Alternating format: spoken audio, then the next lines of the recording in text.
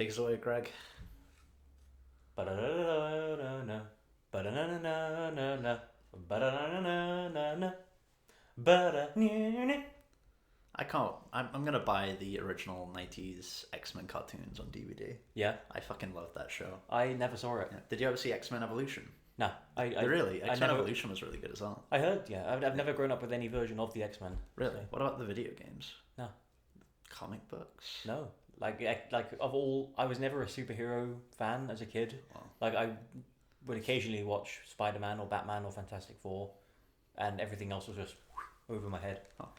Well, anyway, we're here to talk about all of the bad X-Men stuff today. We're here to talk about all of the X-Men stuff. The X-Men films by Yeah, Fox. the whole interconnected, brilliantly continuityed franchise. Yeah. You can tell, like, at the outset, they, like, had a huge chart, a timeline of what was going to happen. Oh, When it was sure. gonna, yeah, it's Like this, they had everything set in stone before Marvel knew what they were doing. It's like a quilt, isn't it? It's Exactly. been weaved like a quilt. Exactly. It's yeah. impressive.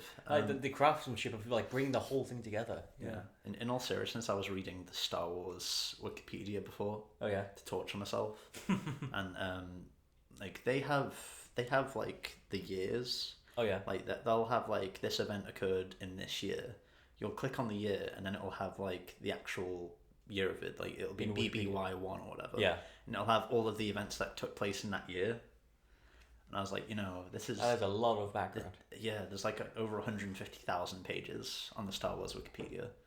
I'm like, this is fucking bizarre. Yeah. But like, that's what like dedication to continuity looks like, I suppose. Well, exactly. Yeah. Yeah. And I'm sure, like Fox has something like that. We're never going to see it, but hundreds and hundreds of that, millions.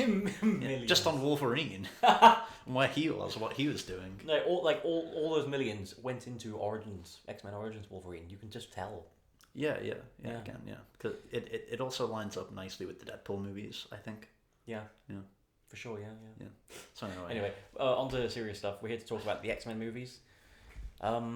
Should we just do them chronologically? I would. Yeah. I would. Okay, so let's start from the very beginning. It's either chronologically or you split them by the Bryan Singer films versus the not Bryan Singer films. I mean, a lot of the not Bryan Singer films do have like crossover connection, so we would probably refer to them like anyway. Yeah, that is true. Okay, but yeah, Bryan Singer kind of kickstarted this whole thing with X-Men in 2000, and a lot of people cite that as the first major superhero film to kick the genre. And back those into cinemas. people are wrong. I know, like Blade. Well, yeah, Blade came out first, but like Spider-Man came out like a year after X-Men and was far more financially successful. Oh yeah, like X-Men was successful, but Spider-Man was wasn't like Spider-Man enormous. successful. It wasn't even close to Spider-Man's level, I don't think. Nah. And like X-Men, like I do have a bit of admiration that they managed to keep the same franchise going for like 19 years. Like they haven't rebooted. I mean, they did reboot. I mean, in 2011, it was a different franchise. Basically, it was a completely reset franchise. Sure, but like I mean, we've returned to that. We would return to the original later on. Yeah, It's still like Days of Future Past. Exactly, it's still like the same timeline. Yeah, I mean, it's not, but like it was the same timeline. Now it's not, and like the timeline, neither of them made any sense anyway. Yeah, and it continues to not make any sense. Exactly. But, I can't wait to watch Dark Phoenix. Me neither. Yeah, well, we said we were going to do that this week, but Lloyd kind of buggered up. Well, hang on. It's all your fault. You didn't want to go when we were supposed to go. You were ill. You caught the pox. I caught the pox. Yeah. I caught the plague. Yeah. My arm. Oh, my arm just fell off there. There we go. Yeah. I've still got it. What happened to your other leg? That went a while ago. Oh, did it? That was like the first indicator. The first casualty. Yeah. That was the first indication of something might not be right here. Well, I feel like we need to talk about Bryan Singer as a filmmaker first. And I'd rather not, but Bryan Singer as a person is unbelievably shitty. Oh yeah. So let's just start with that. Yeah, he's a horrible person, and he shouldn't be making movies. And hopefully he has stopped. As a filmmaker, he occasionally makes a really bizarrely interesting choice. Yeah. Those choices are usually fucking... They're kind of so bizarre that they either make or break the film. For example, the first X-Men movie opens on Auschwitz. And Which is a pretty bold, dynamic choice for a superhero film. It's a story about people in capes punching each other. Yeah.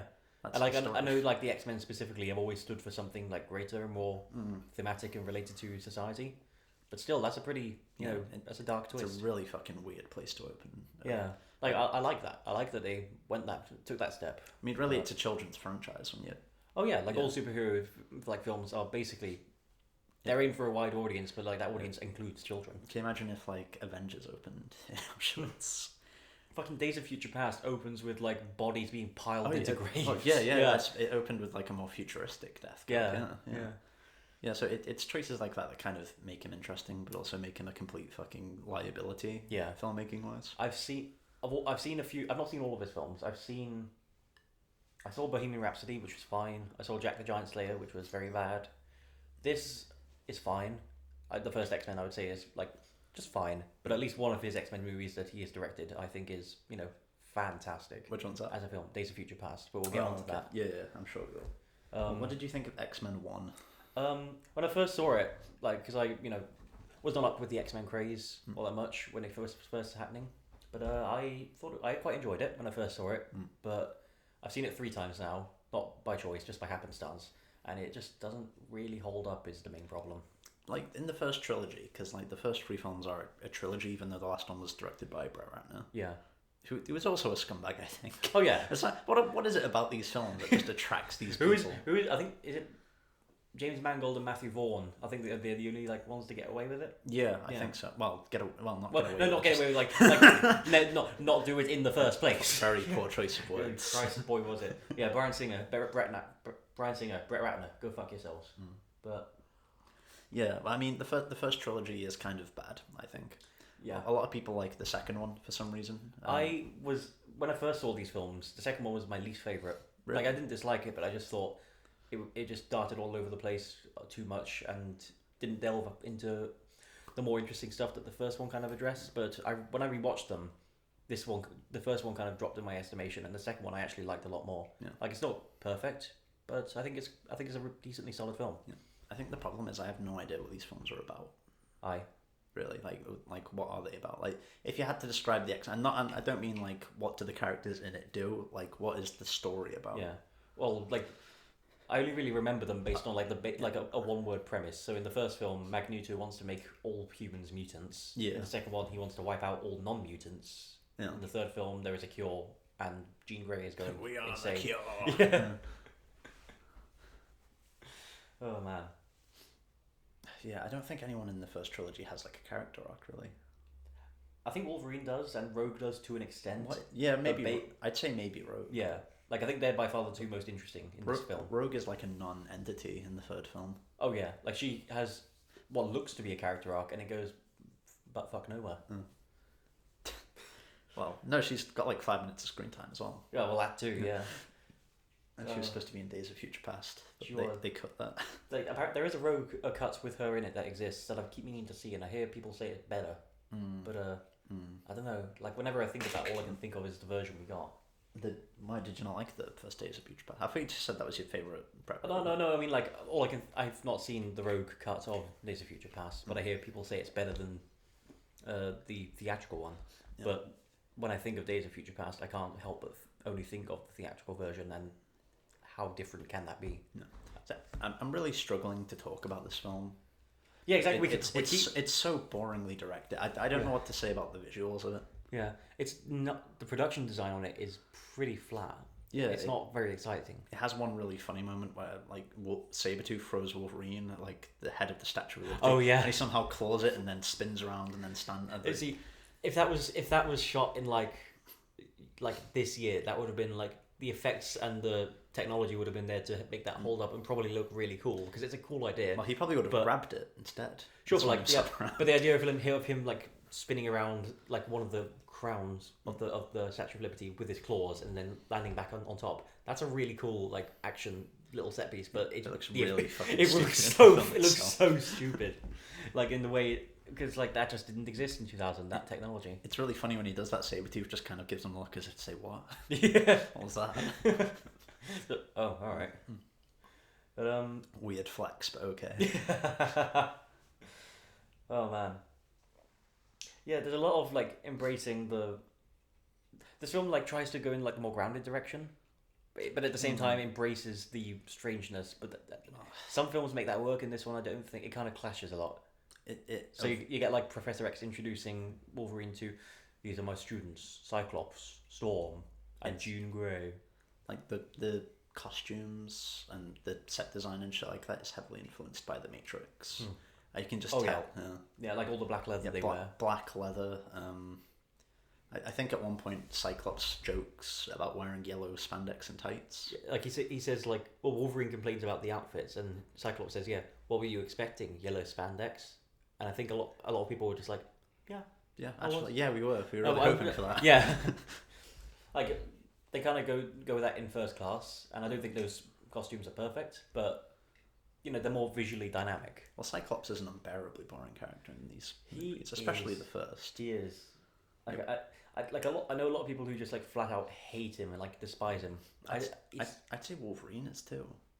The only thing that kind of makes him interesting is this, like, plot line where he's forgot his memory. Yeah. And that's kind of keeping everyone... But it's more the performance of Hugh Jackman that keeps people interested. Yeah, like, he's a great actor, and he absolutely defined that role. Yeah, if he were played by someone else, like, it wouldn't have worked. No. He was brought in at the very last minute. They had somebody else cast. I can't remember who. I've got the wiki page up here. I'll just have a look. What? Just like, I went to the production part of the page, and it has concept art for Beast, who doesn't appear in the film, but that's the concept. He looks like Jim Carrey Grinch. Yeah, we need an image of this in the actual podcast to show the poor audience. Yeah. What the fuck? That is like this. We'll put this on the screen at this point. Is it weird that these films, like, you know, not a coalition? What the fuck is an ensemble? Yeah. But, like, they're not an ensemble. They're actually, like, the Wolverine story. It's basically Wolverine and the X-Men. But Wolverine and friends, you know. But you have so many, like, you know, big names in here playing, like, supporting characters. I mean, yeah, Beast is a minimal role. He's not in this until the... Well, I mean, he's in the trilogy, sorry. Yeah. Sure, yeah. I keep breaking away from this film because it's fucking boring. It really, like, every time I see it, I'm like, that was better than I remember. It's not that bad, but just talking about it is just boring. Should we move on? Do you know what happens to a toad when it's struck by lightning? Worst. What happens, Lloyd? Tell me. I don't know, actually. The same thing that happens to everything else. I fell asleep in that scene, so it's never revealed to me. But that was like very rarely do I have a moment when I'm watching a film and I'm just like, my mouth drops, my eyes widen, and you're just like, you did not put that in there. I just realised the first film is like a weird amalgamation of Christopher Nolan and Joss Whedon. Well, Joss Whedon wrote it. Did he? The first X-Men? Yeah. Really? Like, I don't know if he was like an early draft. He must. Yeah, he's not credited, but he was definitely involved. You can see certain, like, elements of Joss Whedon, like, how do I know you're you? When Wolverine says you're a dick. Yeah, exactly. Cyclops is like, okay. Yeah. Like, and then it's like, you know, fucking what? No, it's just this film reminds me of a Joss Whedon and Christopher Nolan crossover. Yeah. Like, you get, like, all the quips and that you would expect from a Joss Whedon. But you also get, like, shots of Auschwitz. Exactly, yeah. And, That's kind of Nolan-esque, isn't it? And sadness. Yeah. No boings, though, unfortunately. Not a single boing. No. But this was, like, well ahead of its time. I feel like that would have been the best way to end the film. Because, you know, when Magneto and Charles are playing chess... Oh, yeah. I mean, Magneto's like, they're going to come for you someday. And Charles is like, I pity anyone who comes to this school. Like, we really should have had a boom at that point. That would have really set it in stone. Cut to credit. That's how we would have known it was an impactful moment. Yeah, exactly. Oh, just all this time I've been looking through trying to find who was originally cast as Wolverine. Doug Ray Scott. Who the fuck is Doug Ray Scott? He's a Scottish actor. He was in... What was it? That's right. He had to drop out because it conflicted with Mission Impossible 2. Which he good fucking shot. Yeah, like he really made it all there. But Hugh Jackman had never been in a movie before. He had been doing like Oklahoma on Broadway. Yeah, and well, now he's one of the more iconic Marvel performances. Yeah. Shall we move on? This movie bores me to tears talking about it. Let's go to X-Men 2. Yeah, which, like I said, first time I saw it, didn't hit me all that much. I didn't really care. The credits rolled and I was like, well, that was that. But the second time I saw it, I was like, oh, that was actually pretty solid. Yeah. Like, a lot of people really rave about the Nightcrawler scene that opens the film. It's actually a pretty good action scene. It is, yeah. Like, it's cleverly shot and directed. The music's really good for it as well. Yeah, there's a lot of like well staged stuff in that film. But the music is really good. That just leads to the super confusing plot. Yeah. So you've got William Stryker. That's right. Who has developed a hypnosis serum, Wait, what? Yeah, that's the part of the movie. He develops some kind of hypnosis serum. I've seen this movie. Yeah, I'm sure that's what the plot is, and that's what he injects Nightcrawler with it at the beginning, I think. Does he? Yeah, and he's also got like a relationship to Wolverine. Oh, I was looking through the plot and I'm still on X1. Stop looking at X1 or X2. I'm trying not to. We've moved on with our lives. Oh man. X-Men 3 is the most entertaining. Is that your phone? Yeah. Fuck's sake. Fuck me, it's Sultan. Sultan. You ruined the take. Turn it off. Fine. Stop. Sorry, are you on X2 yet? Oh, no. Yeah. Won't stop. Fucking turn off your phone. I have to type in my password first. There we go. It's still going. It's literally off. Look. Oh my god. Jeez, Louise. Okay, it's gone. It's gone. It's over. Okay. So it has, yeah. At least that was far more stressful than it. Yeah, I'm sorry, Greg. You got really upset about that. I'm very upset. Oh, we had something going. We were on a roll there. Yeah, what were we talking about? William Stryker and the plot to take over the world or something. Hey, you mentioned he had like a hypnosis serum or something. I think so. Yeah. He has a son who has like a mutant gift. Yeah. Is that what he did? I'm trying to look through. I'm sure he gives something to Nightcrawler because Nightcrawler tries to assassinate the president, doesn't he? He does. Yeah, that's his. Yeah. Well, because the president is anti-mutant, right? Yeah. William Stryker.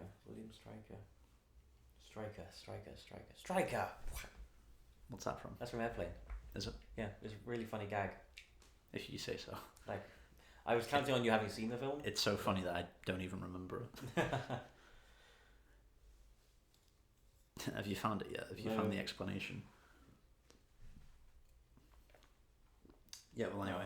Anyway. I think he develops a serum, and then he sends an entire military force to attack the school. Which is a great scene. It's also a pretty good scene. Yeah. Yeah. Yeah. No, I think it's really cool.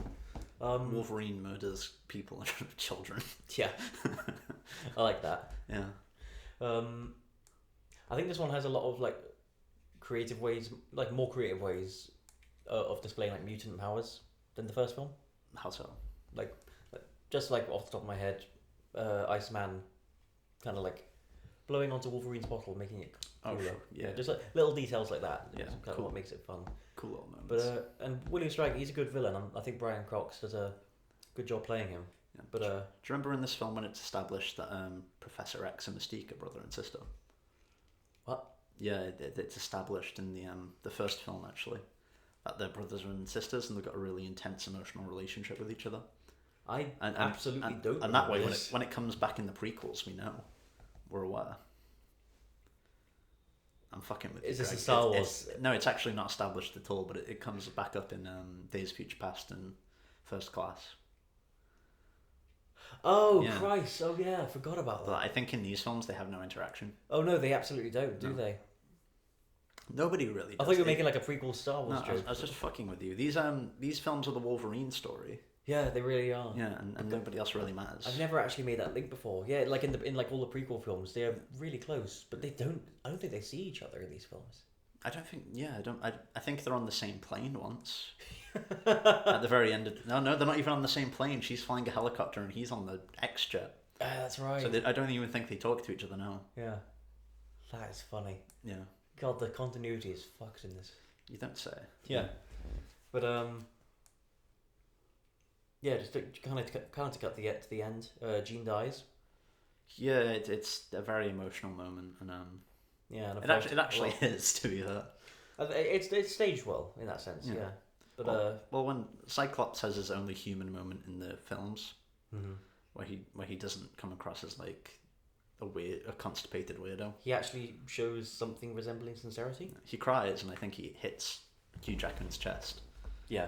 And then Hugh Jackman just kind of hugs him. Yeah. Yeah. And then at the end of that film, they threaten the president of the United States. They do, don't they? Like, yeah. Like, oh, that film is...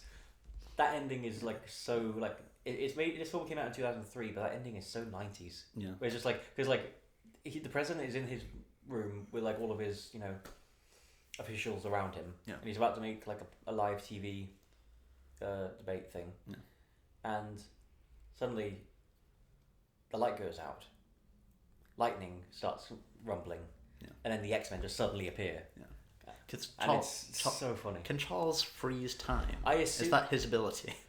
Does he have an extra ability where he can freeze time? I can't remember if it's explained or not. I think he's like manipulating everybody else's minds to be like, oh yeah, you can't see any of this. Like, nothing's happening. Yeah, but everyone's frozen. Exactly. In those scenes. It's very strange. I can't remember. These films make no sense. I kind of just go with them when they're good. The very few good moments. Yeah, like the films are like in the moment you're watching them and they're like, oh, it's not so bad, but then you talk about them and it just kind of all crumbles. Yeah. Away. Like X2 isn't a terrible film. It is a good film, I think, but again, what's it about? I mean, Stryker has a plan to eradicate all mutants. Yeah. Then Magneto develops a plan to eradicate all humans. That's right. Yeah, because they were going to use Cerebro to do that. And then the message of the film is eradicating people is bad. Yeah, I think. Basically that, like, they were both in the wrong. Like, and then they threaten the president of the United States, which is quite funny. What does the president even do to them in this movie? He nearly gets assassinated at the beginning, and then he doesn't appear. He doesn't do anything. I think it's just implied that he is like anti-mutant. Mm-hmm. And like Nightcrawler is like a radicalist in that sense. I'm sure he was hypnotized or something. I don't remember that at all. So you may be right. He just tried to assassinate the president on his own time. Yeah, I think so. Maybe. I don't know. I don't know either. Yeah, X2 it's pretty good. Like, a lot of people hail it as like, some people say it's like still the best X-Men film, and I think they're absolutely wrong. Yeah, but I think they need to watch all the other X-Men films. Maybe. Yeah, but I do think it's in like if I was ranking them, it would definitely be in like the top half of the list. And then we move on to my favorite of the trilogy. Here's the thing. My favorite of the OG trilogy. Here's the thing. When I first saw these three films, I agreed with you. It was my favorite as well. But like, not because I thought it was a great film, just because it was the most entertaining to watch. Yeah. It's so funny. Ironically and unironically. Well, half the cast of X2 have disappeared. Nightcrawler's gone. Yeah. Thanos snapped his fingers between the films. And well, who else has gone? Nightcrawler. I think it's just Nightcrawler. No, I'm sure there's more people in Nightcrawler. I mean, Cyclops dies. Cyclops does die. Jean does die. Professor X dies. I'm sure. No, a bunch of the students go, don't they? Like, they're joined. Like Colossus and Kitty Pryde were in X2, but they're like more prominent roles here. Yeah, you might be right. Yeah, I mean, in terms of extras, like, I think in the final scene where the X-Men have their, last stand. Oh, I see. There's only like 6 X-Men. That's right. And I was watching that scene thinking, why the fuck have they all gone? Yeah. Well, I mean, like, they've all died. Well, do you remember in X-Men 2 when there were like hundreds of kids in that mansion? Yeah. Well, I mean, like, they're kids, so I guess they're not up fighting. But like, there's like a point. The whole thing is, it does feel like there are less extras when they are in the school. Yeah. Yeah, like it's a smaller. It's an emptier film. Yeah, it really is. Although there's that scene where like Magneto and Fireball guy go to the church. What is it? Pyro? Pyro. Go to the church, and the church is full of people. Yeah. And one of the people has a mutant ability to not be fat, or to be fat. Oh, like he's able to like. He's really fat, but then he's able to like shrink into being squish himself into like fit between two people. That's his mutant power. Yeah. This film has a lot of I'm not like a comic savvy person, but like there's a lot of characters here who I think are meant to be versions of characters, but they're never really addressed. So I think that's meant to be Lob. There's a character who's meant to be Psylocke, but possibly they're not. Oh, we never talked about the woman Wolverine killed in X2. Oh no, we didn't. Yeah. Yeah, she was cool. Yeah. They had a good fight scene. They did, yeah, and I liked the way that he like took her out in the end. It's a really funny scene because he slowly realizes that she's exactly like him. Yeah, like the reveal when she like has her fingernails grow really long and sharp, and he just says, "Holy shit!" Yeah, he's just so he's like, oh, that's great. Yeah, here we go again. Yeah, no, I love that. Yeah, well, this is the movie where things go off the rails, and I love it.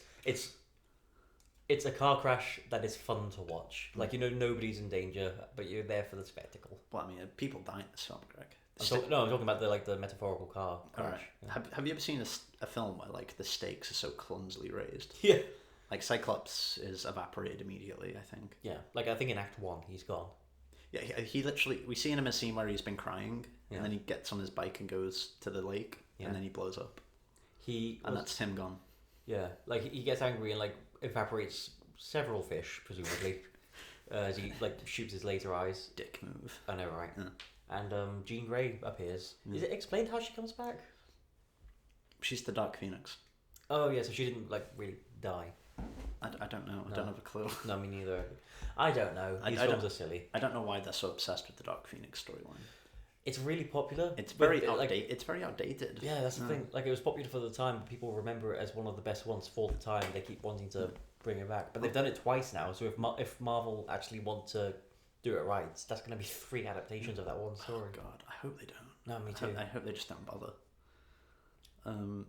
Yeah. Well, like I've not read it, but like there's more. There's apparently that story ran for like many issues, but like in both adaptations, they just want to get straight to like the big fiery stuff. Yeah. Where do we begin on this? There's like a love triangle. There is a love triangle that has 10 minutes of screen time. Well, what is the love triangle? Iceman. Oh yeah, Iceman, the Rogue, Iceman and cometh. Kitty Pryde. Yeah, and Rogue decides to have the cure. Yeah, because like understandably, because she will touch anything and they will die. Yeah, but that's kind of like the end of her character arc, which is fine, I suppose. Yeah, but like I felt she was shortchanged in this film because she's not given any time to develop, really. Exactly. Like she has a few moments early on where she's like, oh, a cure, like this is what I've been waiting for my whole life, and Storm is like, you don't need a cure, you're perfect, killer touch girl. Yeah, and then that's kind of it. Like there's a bit with the love triangle. That's a weird thing for Storm to say though. Yeah, because that's kind of like Magneto's and Mystique's ideology. Exactly. Like, mutants are perfect as they are. We don't need to hide or change them. Yeah, it's a very clumsily written film, like you say. Yeah. Angel. I think that's what the film opens on. It's a kid. Like, oh yeah, it does. Doesn't like it? trying to fucking mutilate himself in the bathroom, with a knife. Which is like really dark. Yeah, that might be even. Well, I wouldn't say it's darker than the Auschwitz scene. It's not darker than fucking Auschwitz. No, it's fucking close. Yeah. Oh, like it's more personal in that sense. Like this one kid who knows he's wrong and outcast from society wants to try and fit in and does it in the most extreme way, and it's rough. I don't know how you cure having giant fucking wings. Yeah. Outside of just cutting them off. Yeah. I don't know how they grew back either. I don't know why his dad was so like preoccupied with developing it. He just needed to buy a good chainsaw. Yeah, fucking hell. He could have solved all those problems. You'll be right. Here we are, son. You'll be right in no time. No anesthetic needed. Fucking hell, that poor kid. But Angel, for me, easily the most like expendable part of this film. Like, take him out, nothing changes. It's strange. He's established, then we have another major scene with him where he like kind of embraces who he is. But that comes up right at the end. And then he just shows up at the end. Yeah. He contributes nothing to the film really, except like his dad has a semi-major role. Well, that's the and then he just needs saving. That's the problem with making these films the Wolverine films, though. Yeah. He gets all of the screen time, or most of the screen time. And even when they develop interesting... Sorry, man.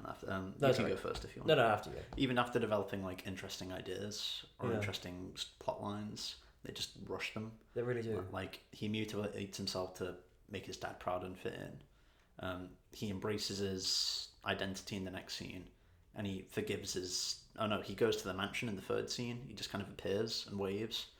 And then in the fourth scene, he reconciles with his dad by saving him. It's like... And that's his story. Yeah, it really is like the Cliff Notes version of what his whole arc was meant to be. Literally, I've got like story notes there, like to the left of you. Oh yeah. And that's how I plot things down. Yeah. That's not how I'd fucking put it in a movie. Yeah, exactly. You would like, when you put that in a script, you would expand upon it. Add some flavour. Exactly, yeah. I'm trying to think, because like, the first one I think was about an hour and 40 minutes. Yeah. The second one was 2 hours and 10 minutes. And then the third one is an hour and 40 minutes again. Really? Yeah. I mean, that's kind of refreshing that it didn't go for like the 3-hour epic conclusion. Sure, but at the same time, I think... Didn't Apocalypse do that? Apocalypse wasn't that long, but it was long. Yeah. I think it was like 2.5 hours. Fuck me. But yeah, like this one, I think it is worse. It's a fun, breezy action film for being so short, and I like it for that, but it could have had more like dramatic depth for being longer and developing more than just Wolverine. This film has 2 great scenes. Go on. The one where Magneto moves the bridge. That is pretty cool. Where he looks at the family in the car, and like the woman in the car just like puts the lock down. Yeah. And Magneto just kind of smiles her. Yeah. And then the second scene where Jean Grey goes insane and just like all of these random characters who have been established and built up just start evaporating randomly. Yeah. Except Wolverine. Yeah. Well, he can regenerate, you see. I mean, some of these people exploded into dust in, like, 2 frames? Yeah. She's kind enough to, like, start taking bits off him bit by bit so he can regenerate. Okay. Sure. Yeah. Can we talk about Beast a second? Yeah, sure. Because, like, he's not in this film a whole lot, and he doesn't really have, like, an arc, but Kelsey Grammer's casting is probably one of the best in this series, I think. Like, I think he's fantastic in this. Sure. And I wish he could have come back for more films, because he's a great actor and he really fits the role. Yeah. What? There's this film, man. Yeah. The Juggernaut bitch. Don't you know who I am? God, Vinnie Jones. In the comics, isn't he the brother to the stepbrother to Professor Xavier? I think they're related in some way. I think, and they have some kind of emotional baggage, which I didn't know about until it's like referenced in Deadpool 2. Yeah, wouldn't it have been really funny if after Charles died, we just had a scene of Juggernaut crying? And everyone would be wondering what the fuck is going on. Just like all the comics fans would be like, "Oh, I get that," but to everybody else, including all the characters around him, why the fuck is he crying? Oh man, God, I don't know. These films are really cheesy. Like they have dark moments, but they're also like really kind of breezy and fun and silly. They're all a combination of Joss Whedon and Christopher Nolan. They really are. Yeah. They're really fucking strange films. Yeah, they are. And like I know a lot of people who like hate The Last Stand, like who say it's like an atrocious film, and I don't get how you can hate The Last Stand but like the first two. Yeah. I will say that.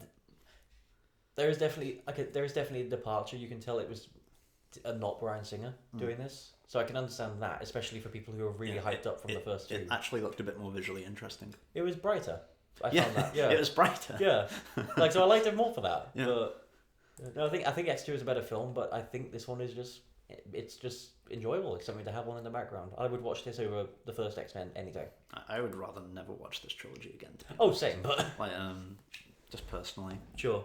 I don't really care. Like these are of all the X-Men films, these 3 are probably the least interesting. Yeah, like to be fair, even the most boring Marvel film, like Thor: Dark World. Yeah, I can still understand why people would like that and want to watch it again.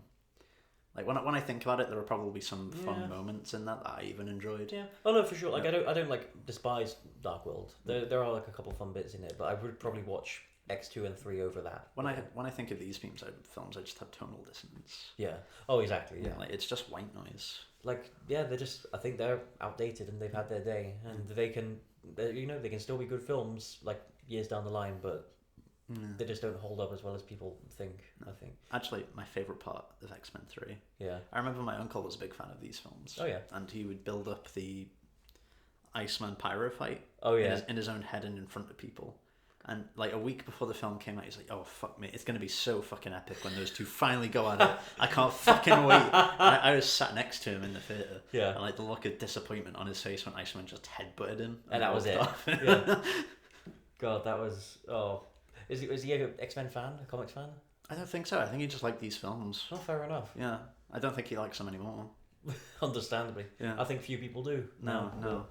I mean, even if you take away Bryan Singer and Brett Ratner, which I don't think you should, because I don't think you should try and separate the art from the artist. But even if somehow you can reply to that in a minute if you want. Sure.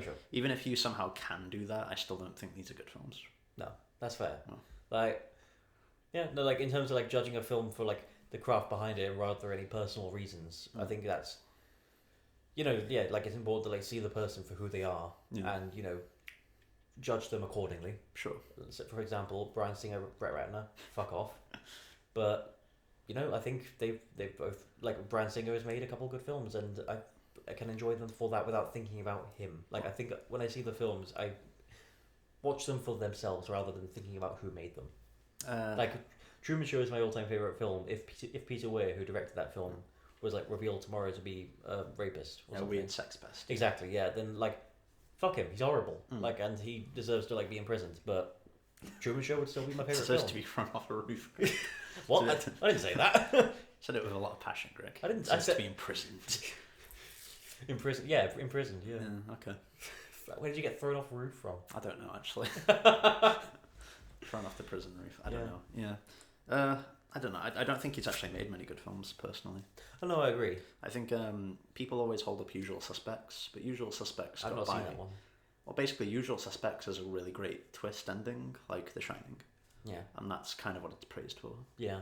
More than the actual direction. I hear a lot of people praise that film for Kevin Spacey's performance, but there's a double whammy that film too. If you wanted two reasons not to watch. Well, exactly. Yeah.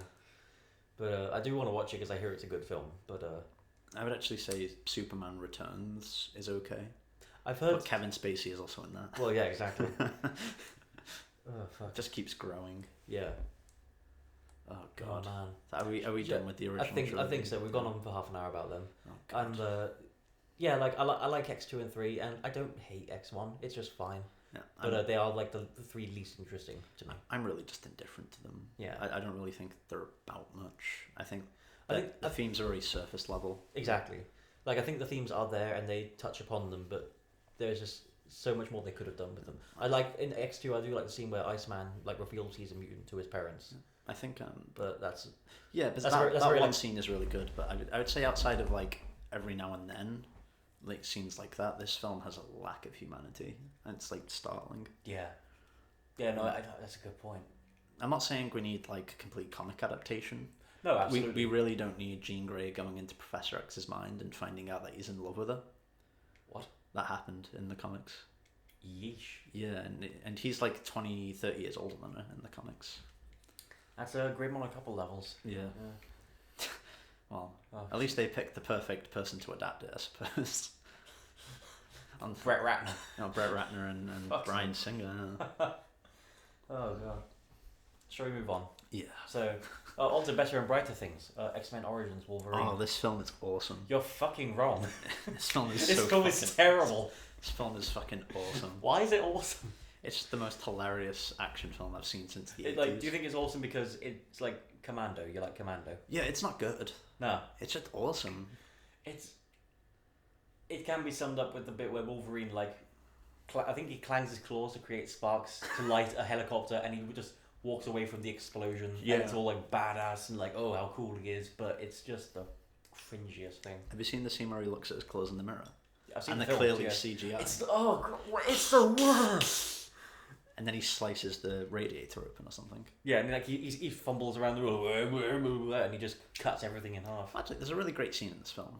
It's after the first. To be fair, there are a couple good scenes. I mean, this one's genuinely great. It's the war montage. Oh yeah, that's awesome. Yeah, that's actually really fucking epic. Like when I saw that, I thought like maybe this film won't be as bad as people say. Yeah, it's like they've been around. Yeah, they've been around, these two. No, I think that's a good way of establishing their connection and history. This was also the first film where they just stopped giving a fuck about continuity.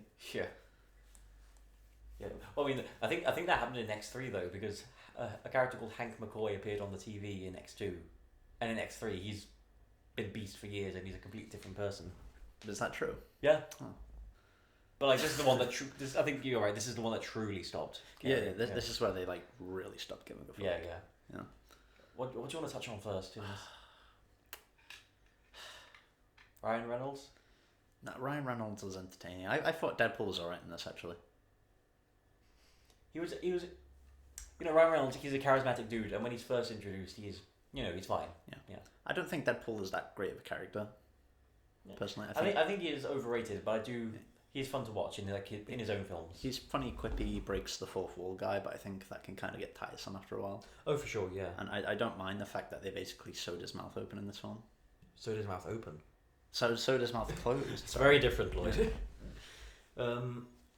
Yeah, but just like even taking away the whole Deadpool aspect, and I didn't know like much about Deadpool when this film was coming out. Like I knew nothing. I didn't know Deadpool existed when this film was coming out.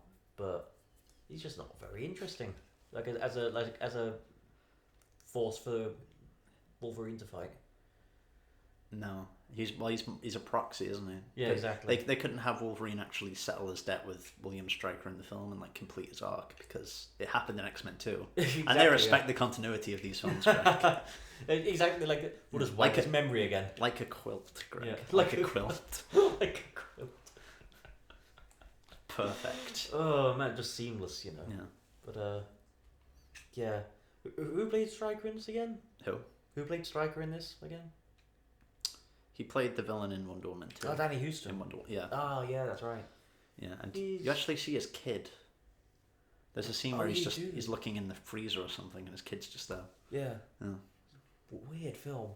It's kind of a globe-trotting adventure. Yeah, because Wolverine was in a mercenary group. Yeah. And then he leaves the mercenary group. Yeah. And he lives in Canada. Yeah. With his wife. Who dies. But she's also a double agent for Stryker. Oh shit, that's right. Because Stryker has her sister, who is Emma Frost, who later appears in First Class. Set 20 years before this. Yes. And Emma Frost is a child in this film. She actually died. It's established that she's dead in Days of Future Past, so yeah. She actually died about 5 years before before she appears in Origins. Yeah. Oh man. Like a quilt. Yeah, so oh man. Right, so is Emma Frost her sister in this? Yeah, that's why she portrays Wolverine in this. Right. Because you have that really impactful scene. Yeah, because we have one scene with her. It's actually a nice scene with her and Wolverine. Oh yeah, when she explains what a Wolverine, the name means. And then Sabretooth, quote unquote, kills her. Yeah. And Wolverine tracks him down to a bar, and Sabretooth beats the fuck out of him. It's true, yeah. And I don't know why Sabretooth just leaves him, but he does. He does, yeah, doesn't he? Yeah. God. Well, Sabretooth's interesting in this, but... Oh, he's far more interesting than in X-Men 1. When you don't say. Yeah. Did they get a wrestler to play him in X-Men 1? Who? Did they get a wrestler to play him in X-Men 1? I feel like it was Test Andrew Martin. Right. But I could be wrong on that. Fair enough. Like, I just remember, I don't think he was like an actor, a name actor.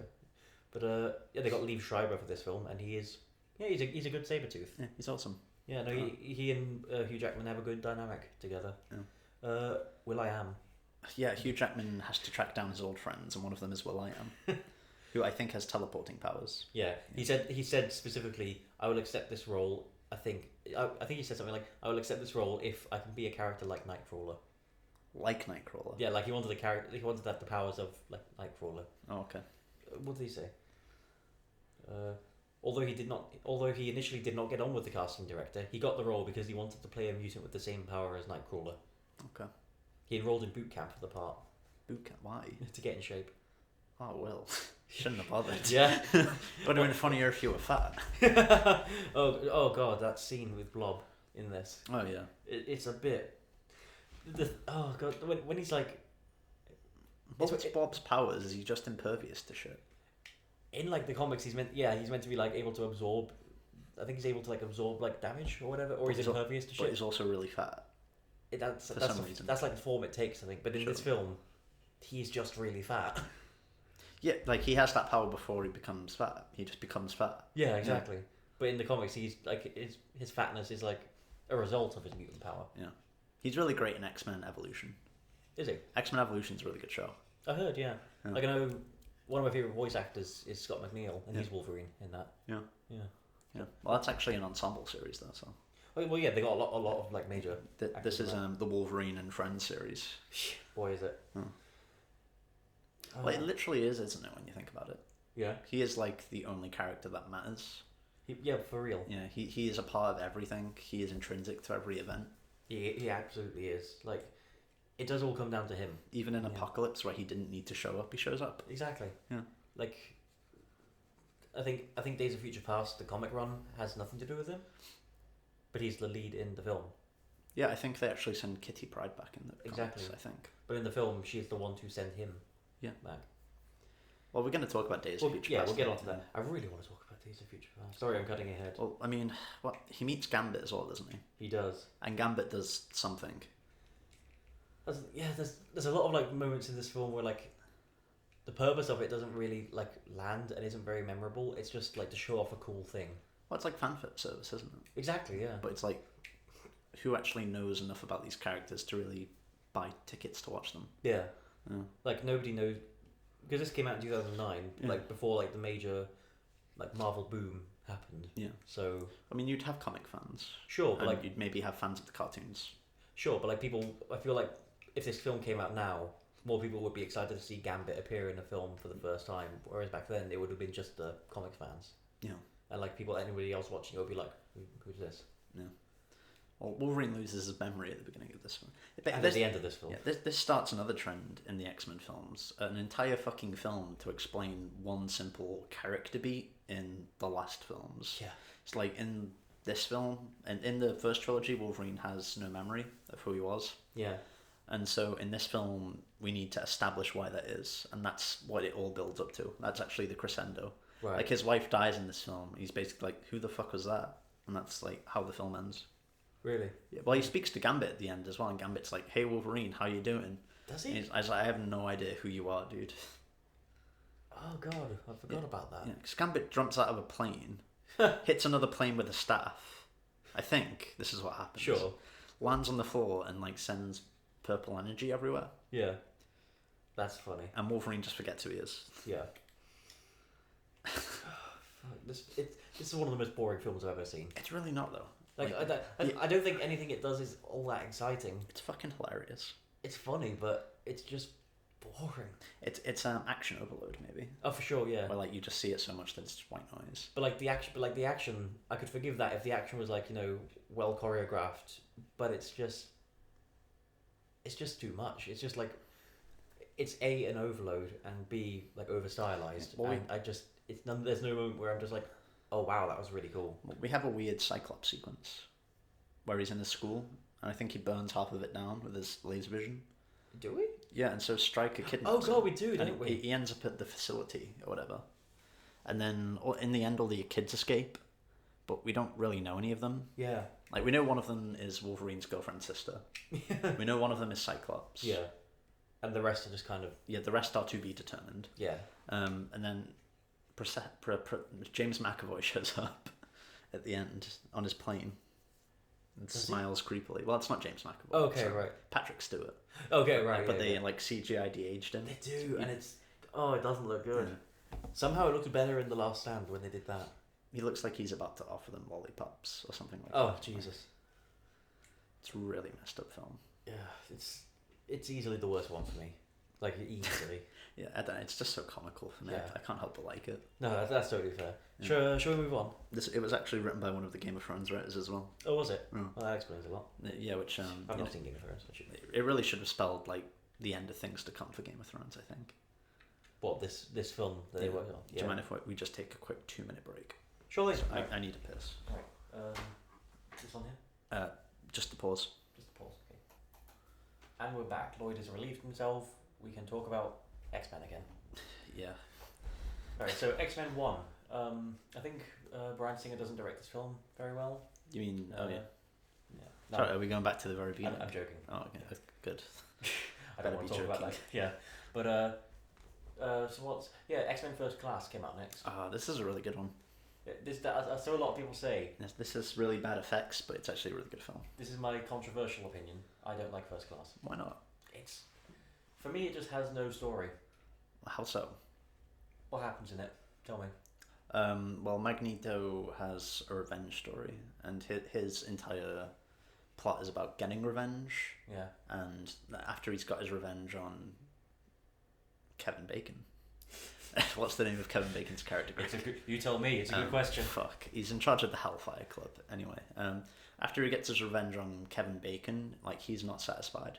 Sure, and Charles kind of sees the error in that. Yeah. And then you've got Mystique, who definitely has a character arc. Oh yeah, Mystique is good in this. Which is all about embracing her mutant side. Yeah. And then you have Charles, who is, for me, James McAvoy is the best part of this whole franchise, other than Hugh Jackman. Although I would say he is awesome. His entire reason for being in this story is to explain how he ended up in a wheelchair. Oh yeah. Even though he's not really in a wheelchair in the next film, but... Yeah, they found a way to get around that. Yeah, well, found a way. Yeah, I mean, this one has probably... When it comes to, like, the secondary characters, this is the one where you actually get to find out who they are and how they interact with the team, I would say. Disagree. I find them far more uninteresting than... Really? Yeah. Like, the whole sequence where when they're, like, in a room together, like, meeting each other, like, exploring their powers, coming up with their names... Mm. That's just a cringe fest to me. Like, I think the dialogue is terrible in that. Oh, I disagree. Yeah? Yeah, I actually really like those scenes, but that's fair. Like, it's capped off with James McAvoy and Michael Fassbender showing up, like, what the hell is going on here? Yeah. And Jennifer Lawrence being like, We were coming up with names for ourselves. You should be Professor X, and you should be Magneto. And then Magneto just walks off. And I bury my fingers into my eyes. That is one particularly bad part of it, I suppose. Yeah. But, yeah. I just didn't like it. Yeah. Magneto's revenge story is basically, so the film opens in Auschwitz again. Basically, stop opening films in Auschwitz if they're not. It's basically the same as Introduction as X1, but it goes a little further. Yeah. In which they find out Magneto is a mutant and can control metal, and they get him to try and do it again, or else they're going to shoot his mum. Yeah. And he can't do it, so they shoot his mum. Yeah. And then he does it. And then he does it by killing soldiers by crushing their helmets. Yeah. Well, that's kind of the thing. He gained empowerment, but he lost his mother. Yeah, exactly. That's the point of that. So it's a totally tragic and again, to follow on from the discussion about his plotline before, he gains his own sense of power. Yeah. But he loses his humanity. Yeah. No, because he tries to blow up all of the militaries in the world in one go. Doesn't he just? Yeah. No, Magneto is good in this, and I like his arc. For me, it's just that like. So I think the next time we see him is when he's in a bar in Germany. Is that the next time, or do we see him before then? No, it's in Brazil, I think. It's in Argentina, I think. Argentina, right? Yeah. But that's like the next time we see him after the opening. Yes. Yes, and so that's a cool scene, where he's trying to track down Shaw. Yeah. Then after that. Sure, yeah. Yeah. We meet the team. He meets the team rather. But he's saved by Charles. He meets Charles, right? Yeah. And then after that, the whole revenge thing, it's kind of forgotten about until the end. Well, I wouldn't say it's forgotten about. It's just he refocuses it. He refocuses into building a team to combat Shaw's team.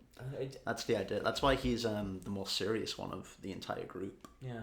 I don't know. It's just I don't know. Just like his whole, for me, the way his revenge and his desire for revenge and wanting to find Shaw, that just kind of falls to the wayside. And I don't feel like anything he says or does reflects what he wanted before until he sees him again. Well, I disagree. I'd say like his entire arc becomes about training this team to become soldiers for him. Like they do become at least one of them does become a soldier for him at the end.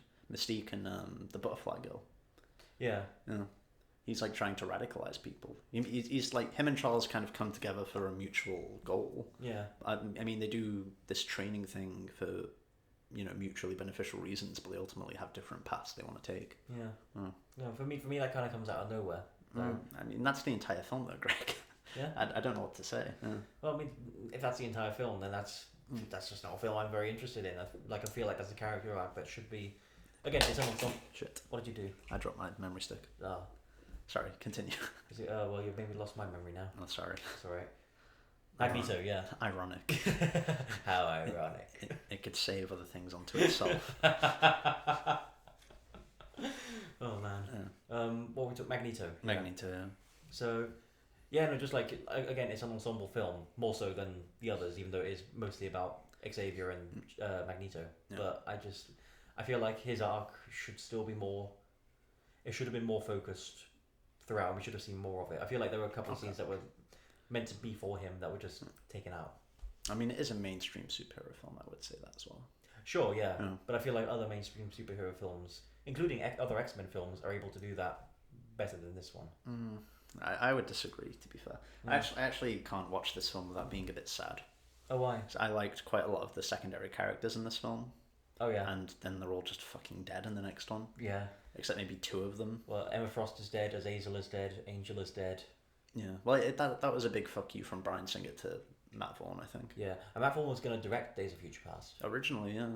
I think that was just Bryan Singer's way of saying, fuck you, these are my characters. Yeah. Which is really petty. Yeah, it's super petty. Bryan Singer's a dick. Yeah.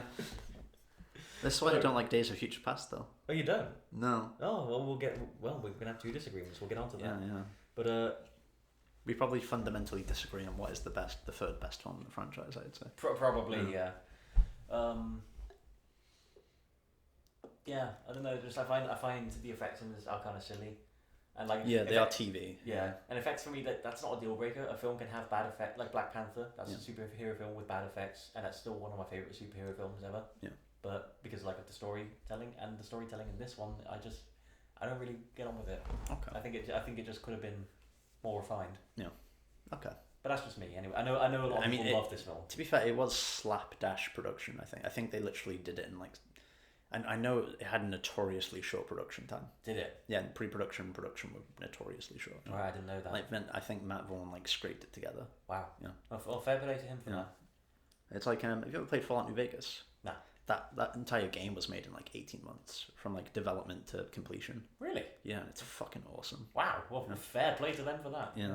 They had like no time to do it, and they made an awesome game. They still made an awesome game. To be fair, the engine was already there for them, but sure, but but like all the actual hard work of writing, they still had to do. That's cool. Yeah, I kind of see this film as like the Fallout New Vegas of movies. Yeah, that's a way a bit extreme, actually. I mean, is Fallout New Vegas kind of like separate from the other Fallouts?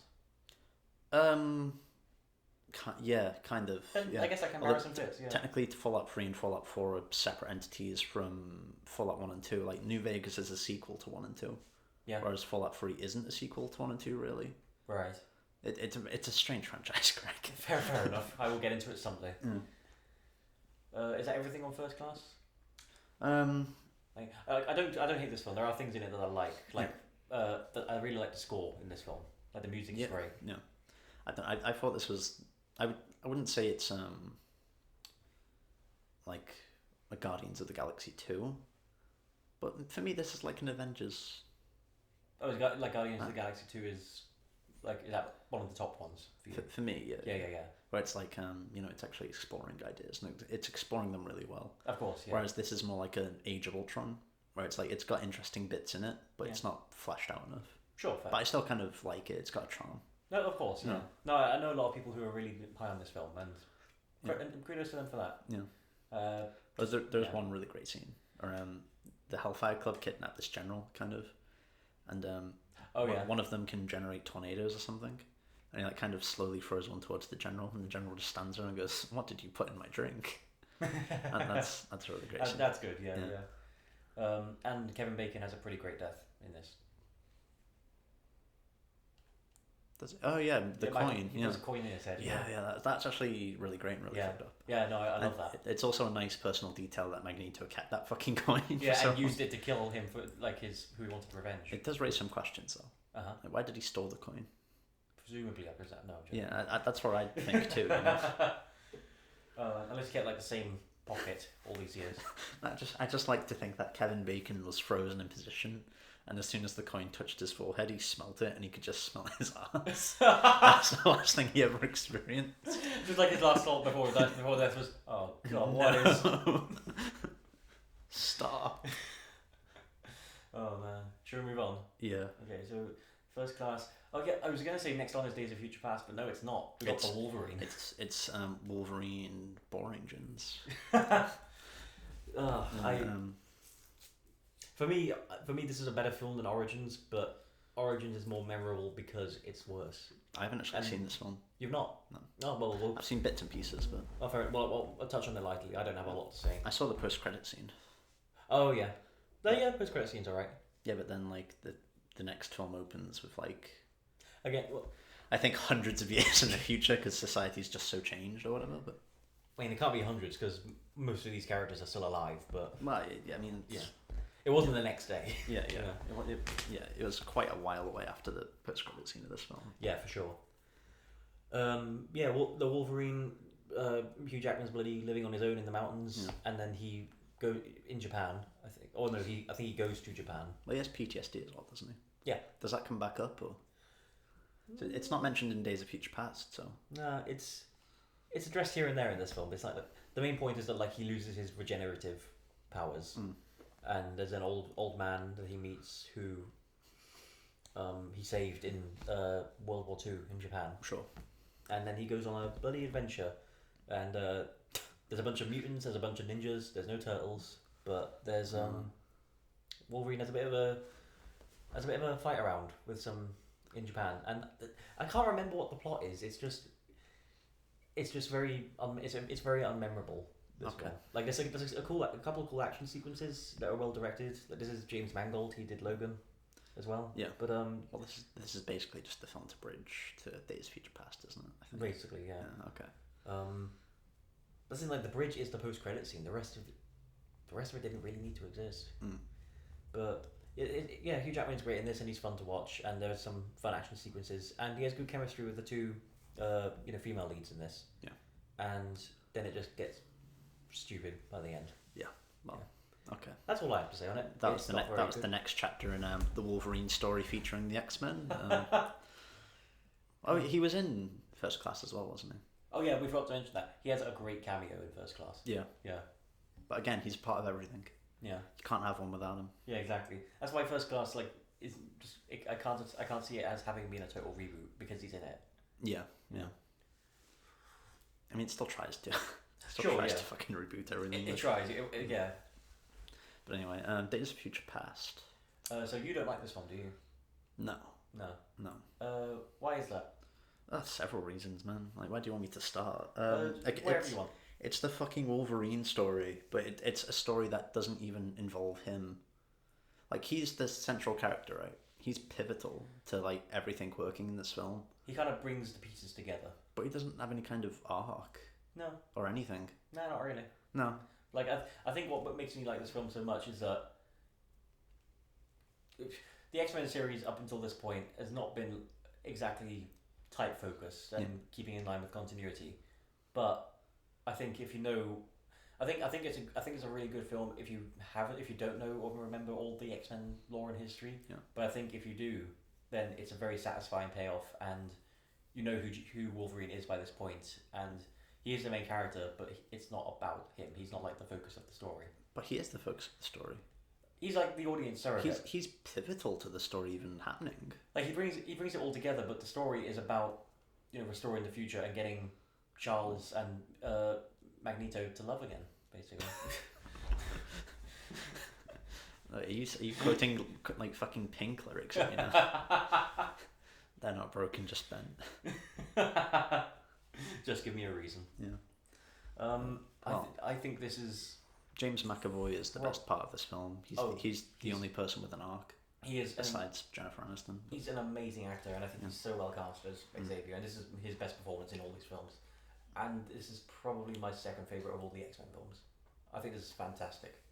I think this is like as X-Men film. I think as superhero films can be, this is almost as good as they can get. Yeah. I think it's damn near perfect. Well, we open, and we meet a bunch of new and interesting characters at the beginning of the film. Yeah, it's like a whole. None of them have names, but they all have cool powers, and they seem to have a cool dynamic. Yeah. And then what they've been doing. We never explore that. Well, no, it's not about. It's like that's the introduction to this world, and then it's a decent action sequence where you see like C-list actors and characters. It's Iceman and Kitty Pryde. Yeah. That we first kind of meet in the film. They're the two that you know. All the others are new. They're supposed to be the holdovers, but like they had 10 minutes of screen time in the last time they were in one of these films. Yeah. So like nobody really cares. I didn't care anyway. I was like, oh. Well, I knew who they were, and like I liked it because I liked it in the sense that like for the first like 7 or 8 minutes of this film, the most famous person in it is Ellen Page, and then like and then I love Ellen Page. She's great, yeah. But like then like after this sequence, this big ship comes down and the doors open, and basically in order out walks Hugh Jackman, Halle Berry, Patrick Stewart, and Ian McKellen. Walks. And it's Walks. Yeah. 3 walk, 1 floats. But it's just like, oh, this is where it gets interesting. We got famous people. Yeah. We got people we know and like. But, did Halle Berry not try once to even fucking try and communicate with Wolverine in all of his years that he was living in a mountain? I guess not. Well, in the Wolverine, do you mean? Or? Yeah, because like it's established in this that Halle Berry was alive, right? Oh, yeah, well, I mean, like Jean and Storm and Cyclops are dead, so. Yeah, but Storm's alive. Yeah, exactly. So she's the only one. She just doesn't bother to talk to him. Understandable, I suppose. Well, nobody does. He kind of isolates himself from everyone. Is it ever explained how Professor X came back? Nope. Okay. Not once.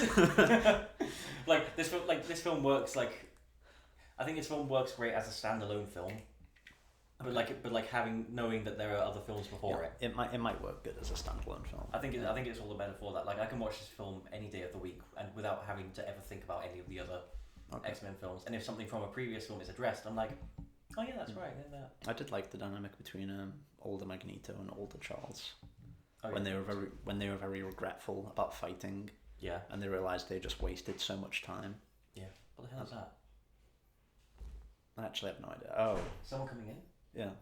I assume it's Rory. Hi, Rory. Hey, Rory. Hey guys. Sorry to interrupt. It's alright, man. That's Don't worry alright. about it. Well, that's our special cameo of the hour there.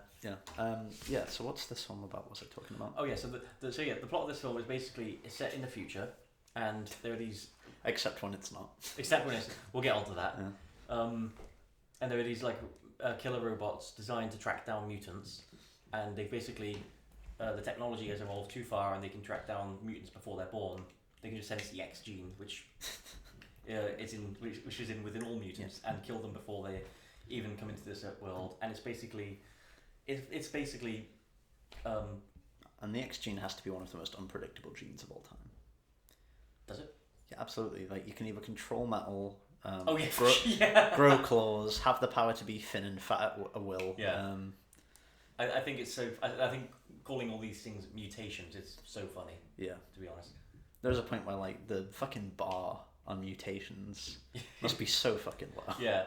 Like in the third film, it said like, this is never brought up again, but like this is a class 5 mutant, or this is a class 3. Yeah. They mentioned that in Last Stand, didn't they? They did, yeah, it's never mentioned ever again. And that one woman's just like, you and Pyro are the only people in here above a level 4. Yeah. Like, what the fuck does that even mean? Yeah, exactly. Like, what's a level 1? What's a level 5? Yeah. What are these levels you're talking about? Exactly. Yeah. Yeah.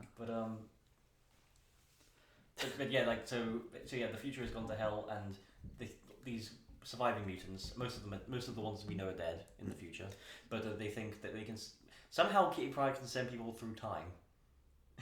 That is never explained. If Professor X can reform his body, and yeah, I guess Kitty Pryde can go back in time. That's why I think this film works better as a standalone film, because like so much if you get things that address previous films, but so much continuity-wise just doesn't fit in. It's actually not that Kitty Pryde can go back in time. It's that Kitty Pryde can send people through time, consciousnesses screaming through time. Yeah, she sends their consciousness into their older bodies. Yeah. So like she sends Wolverine's consciousness back into 1973, so he is in his body from 1973, and basically he has to stop this character called Trask from developing the Sentinels, these killer robots. Trask was in the original trilogy. He was in this film. In the original trilogy, he is a minor character. He's kind of broad-shouldered. He's black. He's bold. In this film, he's played by Peter Dinklage. Yeah. Because Peter Dinklage was in Game of Thrones. Yeah, that's the only reason. Sure. Yeah. He was at the height of his popularity then. Yeah. Yeah. But wow, fuck me, Greg. What? He's a dwarf. That was not a pun. That was not meant as a pun. Oh God. Peter, if you're listening, I'm very sorry. That was a total accident. Oh God, Greg. Oh boy. But yeah, so Wolverine has to stop all this from happening in the past so it doesn't affect the future. And I love time travel. I'm just going to be transparent about that. It's when it's good, it's really good, and I like it a lot. And I think this film does it well. And I think all the interactions in the past, I think it's great.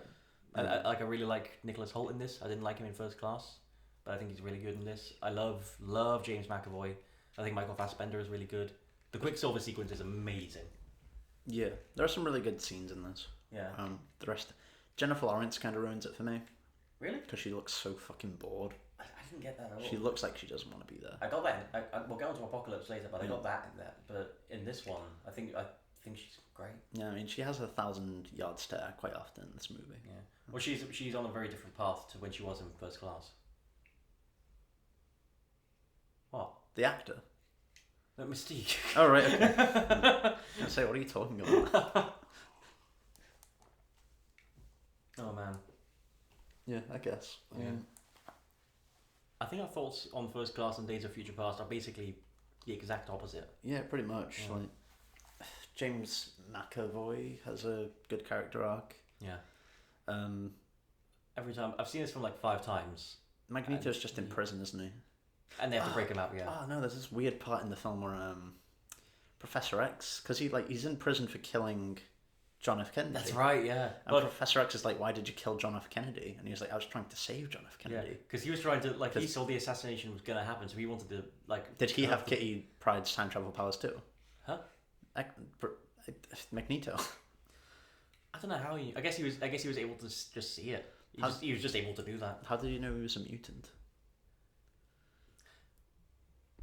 That's never really explored. Yeah, John F. Kennedy is a mutant. Why even have him be a part of the John F. Kennedy assassination, honestly? So he can be in prison so they can break him out. Can you not just have him arrested for nearly destroying the entire world's military in first class? It's not as interesting. I do like that angle a lot more though. Like John F. Kennedy was a mutant and he was trying to save him, and that's why the bullet curved. Yeah. It's also a callback to when the Moira was shooting at him on the beach and he curved it into Charles's back. Oh, that's right, yeah. It's not, and I'm just talking shit. I know. Oh, man. Yeah. Are we done on Days of Future Past? We still are, yeah. Well, everything's fixed in the end. Oh, yeah, so like they get it back. The ending in this is so good. Basically, Mystique is about to kill Trask, which is what was going to set off the whole chain of events that led to, the Sentinels being created. And basically, Xavier has to talk her out of it, and the music to this going on while we cut back and forth to the future where the Sentinels have found all these characters and are killing them one by one, and they are coming for Kitty Pryde and Wolverine, and Wolverine's unconscious in the future because his consciousness is back in the past. Yeah, it's just all so well executed, and I think Bryan Singer directs action in this much better than he did in 1 and 2. I was just thinking.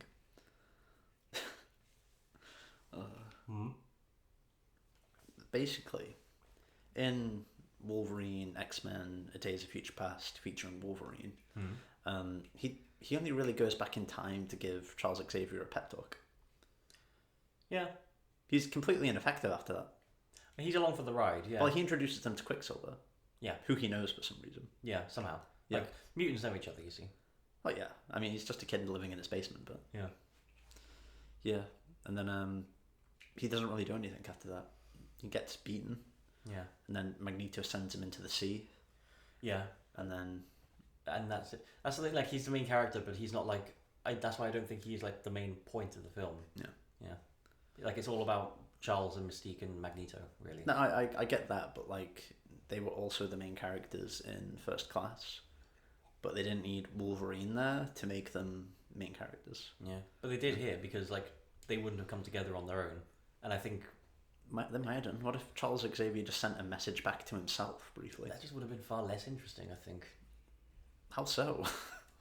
I mean, they get to interact later on. It would have just solved the problem a lot quicker.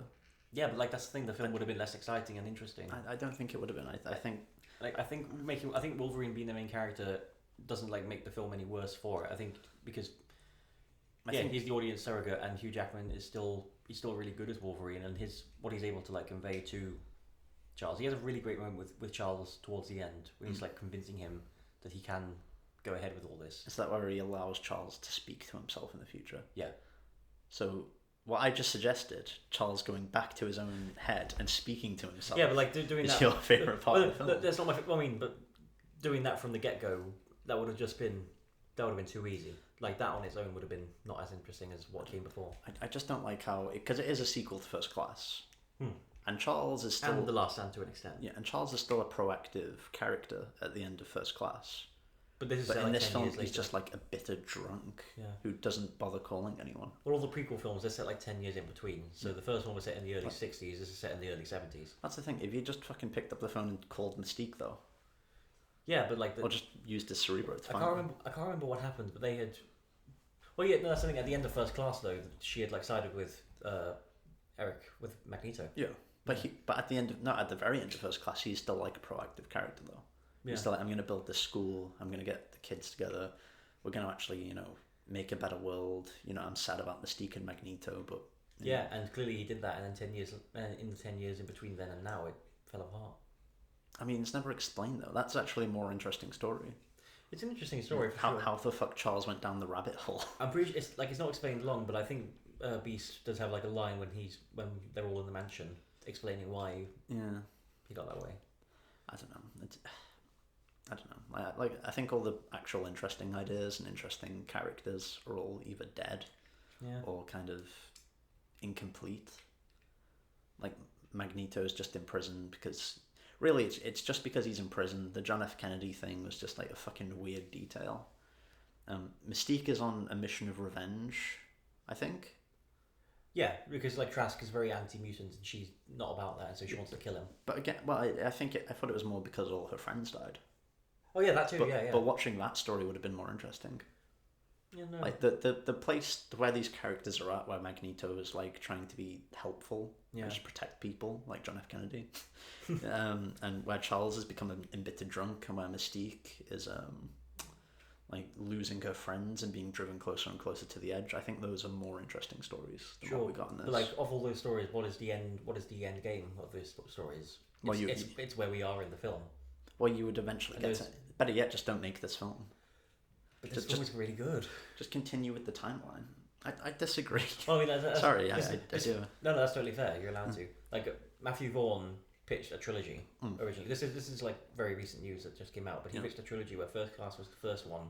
There was going to be another film, not necessarily Apocalypse, but there was going to be a second film, and the third film was going to be Days of Future Past. Okay. And who knows? That film could have been even better than this one. Maybe. Yeah.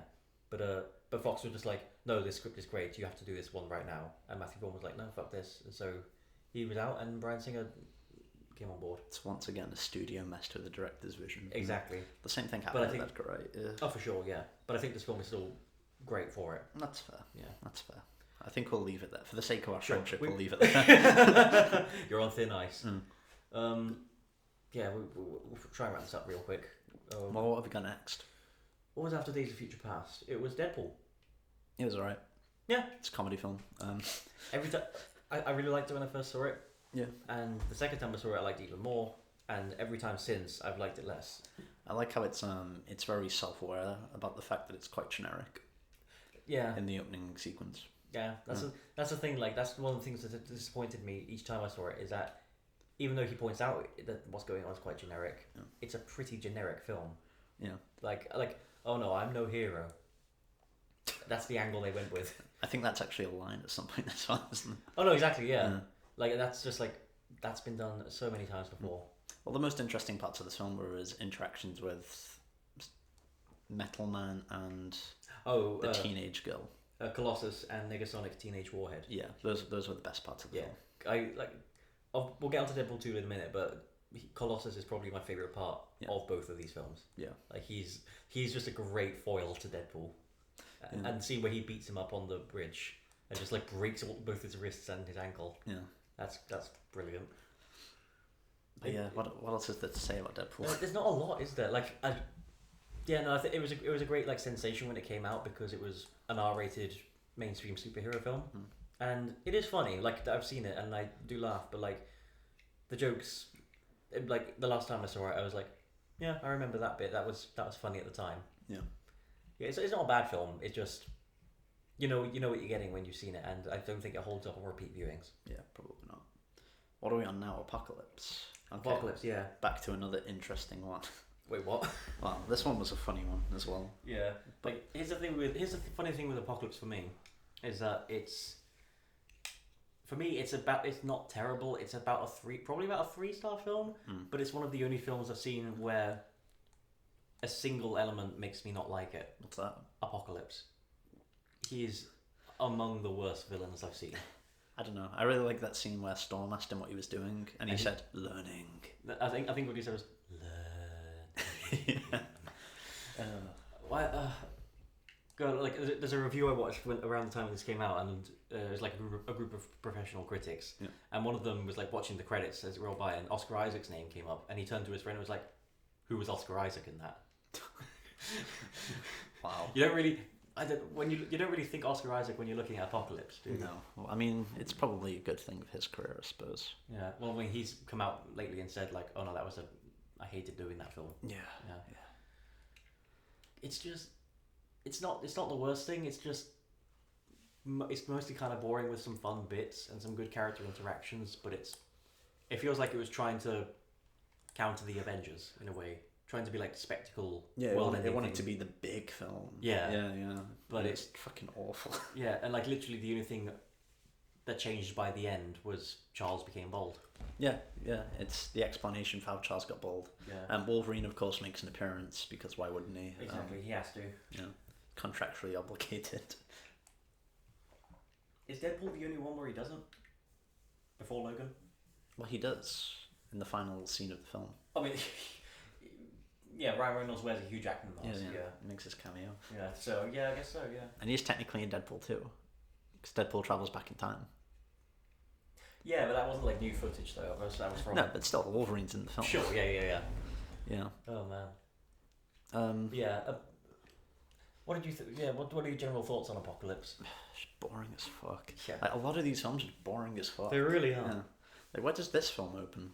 So it opens in ancient Egypt. It does, doesn't it? Yeah. To contrast with Auschwitz, Yeah. it opens in ancient Egypt. Yeah. Like I like the angle. I like this film like addresses mutants in ancient times, like in like more pre-contemporary times, but Yeah. it's you just kind of know what you're getting, don't you? And it's mostly boring. Yeah. Well, Apocalypse is a guy who He's the first mutant supposedly, and he can do anything. I think. what's his plan? Who knows? I think he wants to destroy the world. I think the line. I think the line that appeared in all 4 of the film's trailers was, "Everything we built will fall, and from the ashes of this world, we'll build a better one." Yeah. What does he want to do? Whatever that is. Like he just comes out of nowhere, and there's no like we there's no character development, no arc for him. I'll get all the secondary characters are the most interesting characters in this film. Yeah, but they don't get enough time. I like Moira in this. I like that she returned. Yeah. Yeah, James McAvoy is still like, other than Hugh Jackman, probably my favorite part of all these films. He's bloody brilliant. It's amazing how he only looks like he's aged 5 years in the 20-year gap between First Class and... All these films are fundamentally flawed for that reason. Like, Yeah. 20 years have passed and they look basically the same. Yeah, well, Dark Phoenix is supposed to take place 10 years after Apocalypse. Yeah, they all take 10 years after each other, and what the fuck what are they all gonna look like in that? yeah. Well, Dark Phoenix is like set in like I think early mid-90s. Mm-hmm. In the year 2000, Magneto looks like Ian McKellen. Yeah. Well, they also make fun of Brett Ratner in this, don't they? Oh yeah. It's supposed to be like they go to the cinema like Jean Grey, Cyclops, and Jean Grey, Cyclops. was it Nightcrawler? It was Nightcrawler and someone else, I think. Yeah. Well, Jubilee's in this as well, isn't she? For like a hot second, yeah. Yeah. You see Jubilee briefly, and then we cut away. I think she has a line in that sequence. She's in the trailer. Yeah. Yeah. And like she had like a scene or two more, but it was cut from the film. She spent more time in the trailer than she did in the film. Yeah. Yeah. Poor girl. But yeah, no, they go to the movie, and I think they've just seen Return of the Jedi. Return of the Jedi. Oh, 83 will be set in them. Yeah, that's right. Oh, that's right, because 63, 73, 83, 93, 10 years apart. Yeah. And then they're all like, "Oh, the third one in the trilogy is always the worst." Exactly. Like, what fucking irony. Yeah, exactly. Like everyone unanimously agrees this is the worst of this prequel trilogy, which isn't a trilogy anymore because Dark Phoenix. Yeah. Well.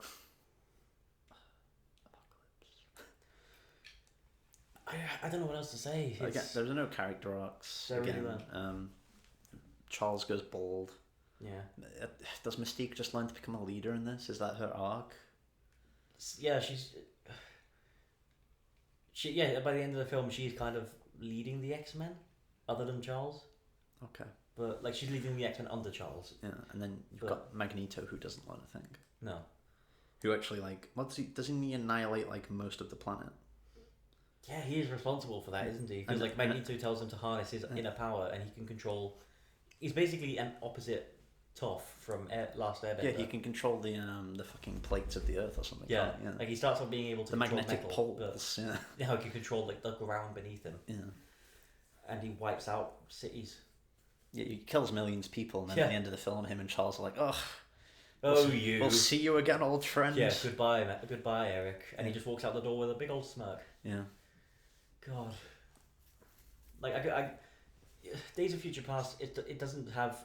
It's not really about character arcs or bloody what do you call it, subtext, Yeah. like some of the other films are. But that one I felt was serviced by the story and what the end point and the interactions in between. And this one just doesn't have that. It doesn't have anything. It's just a nothing of a film, really. Apocalypse gathers his minions. Yeah. Oh yeah, like his minions are Magneto, Storm. I forgot Psylocke was in this. She had one line, I think. Yeah, if that. Oh, no, she did have. She had a couple lines. Yeah. She's introduced. Yeah. Like by this random store assistant who's like, "This is my friend Psylocke." Yeah. And then Apocalypse is like, "Do you want to join my crew?" And she's like, "Sure." Yeah. And she just stands around in her like, you know. Oh, Archangel. Archangel. Yeah. Before his appearance in X-Men 3, this is what he was up to. That's right. Yeah, and he appears in X-Men 3: The Last Stand, but dies in this. Yes. Yeah. Maybe that's why his wings got bigger. They revived him, and for some reason his wings just got bigger. Oh man. Yeah, he's a cage fighter in this, isn't he? Yeah. Then you've got Nightcrawler. Yeah. Okay, they have a bit of a tussle together. Yeah. And Nightcrawler like burns one of his wings on the electric fence. You feel really sorry for Archangel in this, actually. He gets fucked over. He really does. Yeah. But like I didn't feel anything though. That's the thing, because he just nothing to him. Well, you should in theory. You should in theory, yeah. But like he has no. It's not so much he doesn't have a character arc. He just has no character. Yeah, he's just a guy to be there. Exactly. He's there for fights. Psylocke is there for fights. Storm more or less is there for fights. Yeah, like she ends up joining the team because like she's Storm and has to join the team, but she doesn't really have much to do in this film. Yeah. Well, Magneto commits mass murder from Auschwitz, doesn't he? Yeah. That's where does Apocalypse teleport? Yeah, he does. Yeah. Why can he teleport? Because he's the first mutant. He can do anything. Okay. In the comics, he just finds like alien technology. Oh yeah. And adapts it to himself. Oh right. And that's kind of like how he does some of the shit he does. Right. But like in this, he just can. In like when he meets Storm, he decapitates 3 dudes with sand. Does he? Yeah. Do you remember that? No. Like they're confronted in an alley by like 3 muggers, and he just pulls sand from a wall and just like puts it through their necks, and their heads fall off. Can sand do that? Apparently, he can do that with sand. Wow. But he doesn't. He just doesn't really do that later on in the final battle against the X-Men. Right. Yeah. Cool. He's just the worst. He's a very confusing man. Yeah. How does he die in the end? Jean does Jean and Cyclops kill him together? No, just Jean. Like Jean has the Phoenix inside of her. And she harnesses the Phoenix Force, doesn't she? Inside her and just obliterates him, and then in Dark Phoenix supposedly gets it for the first time. Yeah. Like a quilt. That fucking line. Oh, that is the best way to describe it. Like a quilt. Very confusing quilt. Christ. Do we want to move on? I'm tired. Yeah, let's go to Logan. Yeah, let's do Logan. Was it Logan? Yeah, it was. It was Apocalypse then Logan. Yeah. The best film. Easily the best one. Yeah. I know a couple of people. 2 friends of mine, dear friends of mine, Jake and Jordan. Hi, if you're listening. Jordan doesn't like this film at all, and Jake says it's just okay, and I have to put up with that often. Really? Why is that? Why is that reaction? It's a good question. They don't explain themselves. It's like bloody useless. I'm joking. What do they think of the other X-Men films then? I think mixed. Okay. Like some are good, some are bad, sort of thing. Yeah. But this is like, as a character piece. Like again, like Days of Future Past, I love this film because it's a standalone film basically. Like, it doesn't make any sense if you want to like look at the other X-Men films. Sure. But, yeah. It's set in 2029. Yeah. And all the X-Men are dead, basically, except for Wolverine and Charles. It's implied Charles killed them. Yeah. Like I didn't pick that up the first time, but the second time, like they're driving away in the car, and Charles is like having these like mental seizures, which freeze people, and after a while, I presumably would kill them. Oh, so we can't freeze time. But he can freeze people.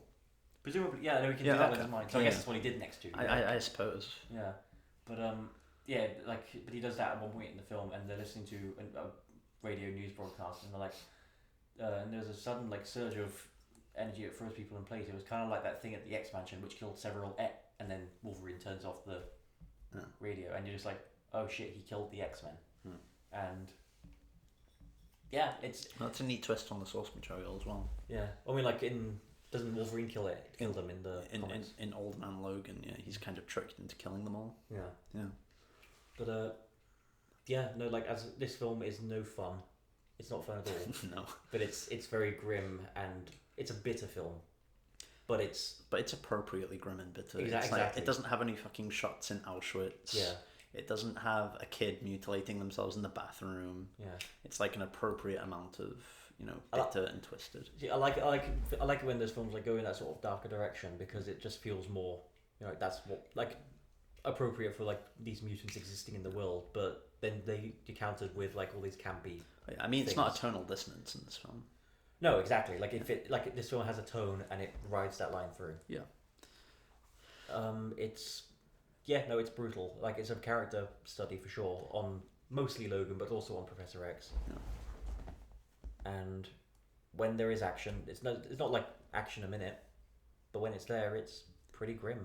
This really should have been the last X-Men film they made. It should have. Like, this would have been like Dark Phoenix is supposedly like the send off to the whole franchise, but New Mutants is still coming. But this is like the perfect closure. Yeah. I mean, it's not like satisfying, but I would say it's satisfying. I mean, like, it's appropriate. It's bittersweet. We were talking about bittersweet endings in our Stanley Kubrick podcast, which will probably be released after this. Oh yeah, that will come sometime in summer. Yeah, yeah. But it is bittersweet in a way, because like you have this new generation of mutants, surviving, moving on, getting across the border, and Wolverine, the character who has been like almost exclusively the head of this franchise, sacrifices himself. Very political, actually. Yeah, kind of in a way. I the first time I saw it, I didn't pick it up as much, but second and third, you really know. You've got a bunch of like kids needing to cross the border, and the US government is trying to stop them. And there's a villain called Donald. Is there? Yeah. Oh wow. Which I mean, this film came out like 3 months after the election, so I don't know if that was planned. They fucking called that. Yeah, it's a bloody good shout, wasn't it? Oh Jesus! I like how he has to like kill a younger version of himself in those. Oh, that's clone. That's quite meta. He has to kill all the old X-Men movies for closure. Yeah, but it ends up killing him. Yeah, I mean, he had to sacrifice himself to keep all of the old shitty X-Men movies away from us. From like the new to protect generation. The future from fucking Bryan Singer and Brett Ratner. Oh man, a very good scene. It is a great scene. Yeah. God, like, I think this film nails just about everything it goes for. Yeah, it is very political and relevant to the modern day. Yeah, I can't think of a bad thing to say about it really. No, I think it's just about perfect. It's a great superhero film, and Hugh Jackman is like the best he's ever been in this film. Yeah, like you really feel for, Wolverine in previous films now and again, but you really feel for him here. It's more he's still intimidating and like clearly dangerous, but he's also pathetic. Yeah, and that all comes across. So. Yeah, you can tell he's just like he's so beaten down, and like he wants to he wants to come across as still like the old intimidating powerful him, but he's just not capable of it. He's a metaphor for the X-Men film. Yeah. You're taking so many shots at this. It's because I've had to think about them all again. Yeah. Oh, this franchise is a mess. They're not very good. No. And I think that's going to be the overall legacy of it. Basically, it's unbelievably not very good. Yeah. And the X-Men franchise, you'd think, has a lot of potential to be good. Oh, for sure, yeah. Like most of the characters have already been fleshed out in the comics. All you need to do is adapt that to the screen. Yeah. So you'd think it would be easy, but no, I don't think everything comics based needs to be adapted like word for word, beat for beat to the screen. No. That's But if it makes for a better story than what you have otherwise. I mean, you haven't seen the first season of Jessica Jones? No. It's not a beat for beat, remake of the comic book. Yeah. But it draws enough from the comic book. It draws basically the character arc from the comic book. Yeah. Yeah. Bloody hell, Rory. The doors. Yeah. I don't know, and this film kind of literally buries it, which I kind of enjoy. Yeah. Like the film ends with Wolverine, Hugh Jackman buried, and kind of the series with it. Yeah, you'd hope. That would have been nice. And then Dark Phoenix came out. Yeah. Well, Deadpool 2 came out as well. Yeah, but Deadpool 2 isn't really like technically one of the X-Men films. No, they're kind of like their own separate entity, but still technically part of the franchise. I think the reason people like Deadpool 2 though more than they like the X-Men films is because they're a separate entity. Yeah. Because it's actually about the Deadpool character. Like if they made they're more like fun relief than like the rest of, especially Logan. Like they're more like downbeat. Yeah. Well, that is the conclusion of our talk about the whole X-Men series. well, the Wolverine series featuring the X-Men. Yeah. Well, do you want to talk about Deadpool 2 for like a hot second? Or... If you want, if you've got anything to say about it, I don't have anything to add to it. No, it's not good. It's not bad. It's fine. It's fun. I enjoyed it. It's Deadpool again, but kind of less because you've seen all the jokes. Yeah, I think it has a much bigger budget than the first one. I think it's slightly diminished for that, but it's still funny and still enjoyable. I'd say it's like if you like watch a stand-up comedian for the first time. Yeah. And it's really fucking funny. Yeah, and then you watch it for a second time, and it's not quite as good. And you're like, yeah, no, it's the same thing. Yeah. I like it more than the first one. Like only because the first one really hasn't aged all that well, but. I don't think the second one's aged all that well. And that only came out recently. It has last year. It actually I only laughed once at this entire film. And it's the skydiving scene. That was great. When everyone just fucking died. It's like they go out on thunderstruck, thinking like, oh, it's gonna be so pumped up, and then just they all get obliterated. Yeah. No, that was great. Yeah, but that's it. Yeah, I know. We can stop the recording. Do you want to rank them real quick? Yeah, I mean, you can rank them and I'll react to your rankings. Fair enough, okay. So for me, bottom of the barrel, X-Men Origins Wolverine. Okay. Then, I'm gonna, I get so much hate for this, but then it's First Class for me. Oh my god. It's just, I don't like You rank it below the first two. The first three? Yeah. Jesus. Because those aren't great, but they're not the worst, and this thing is bad, I think. But that's just a personal thing. Then it's the Wolverine. Then it's Apocalypse. Okay. Then it would be X-Men 1. Then The Last Stand. Then X2. No, it would be Deadpool 1. Then Deadpool 2. Then X2. Then Days of Future Past. And then Logan. Okay. I don't think I've missed anything. I might do mine now then. Fair enough, go for it. I'll start from the top, go to the bottom. Good idea. Logan. Uh-huh. First Class. Yeah, here's the toss-up now, isn't it? 'Cause yeah. I don't like any of the others. Oh, really? Deadpool 1. Okay. Deadpool 2. Okay. Oh, fuck me. I haven't seen the Wolverine one, so I'm just not going to include that. No, fair. Origins, I at least enjoy watching that. Sure. Days of Future Past. Oof. Apocalypse. Uh-huh. And then 3, 1, 2. 2 is your least favourite? 2 is my least favourite, I think. Ah, wow. It's one of the most boring ones. You've got one interesting scene with the mutant reveal. Yeah. But it feels more like it's the coming out scene. Exactly. But it doesn't have like the bravery to be an actual coming out scene. Oh, for sure. I don't think I don't like this thing where we have to compare like because being a different sexual orientation is not the same as having destructive powers that can level a fucking town. Well, no, absolutely. Yeah, it's just not that fair to put them together. Yeah, well, I'm not saying I disagree. Just like the X-Men have always been about representing these aspects of society that get pushed down upon, like but race issues, sex issues, sexuality issues. Maybe that's why they struggle to make good films, though. Yeah, because it's hard to relate to that when it's not the same thing. Sure, for sure. Oh boy. Anyway, we tried to stop twice now, but this is the real end. Thank you for sticking around, and we will see you next week for Dark Phoenix. Oh God, no! Just want to end. Oh, hopefully it will. No, New Mutants next year. George of the jungle, to you and me. Oh, watch out for the tree.